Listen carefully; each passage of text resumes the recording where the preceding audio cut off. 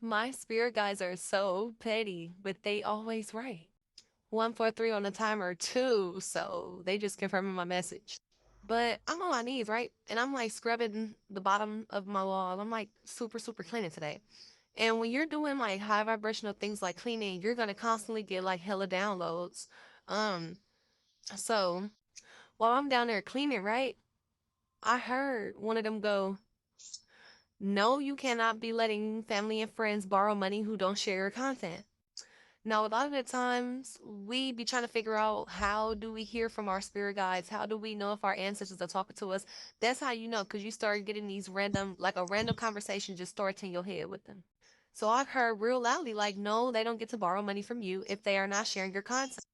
So I'm still scrubbing and I'm like, hold on, right? This in my head, I'm like, did I just fucking hear that? But when I think about it, it makes so much sense, right?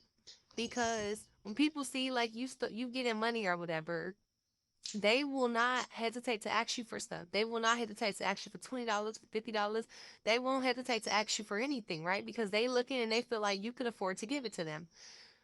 But these be the same people that will refuse to repost your content. They won't share your content. They won't even make a post telling people to follow you. Like they won't do none of that shit for you, but they'll be the first ones that want your help. And in 2025, it's a no for me. Like at some point you got to stand on business. At some point you got to have more self-respect for yourself.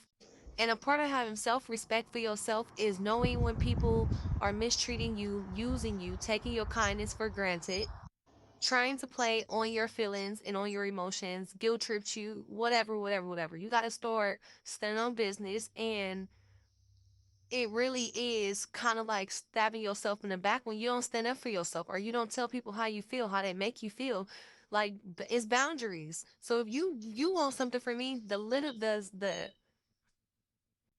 least you could do is reshare my content, post it on your story, make a post and be like, hey, follow Lyric, follow Desiree, whatever, depending on what platform I'm on.